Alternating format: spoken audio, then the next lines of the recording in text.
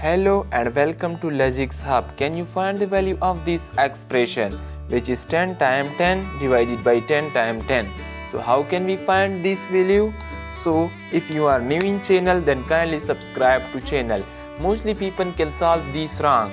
He can write it as 10 times 10 equal to 100 divided by 10 times 10 again equal to 100, and 100 divided by 100 equal to 1.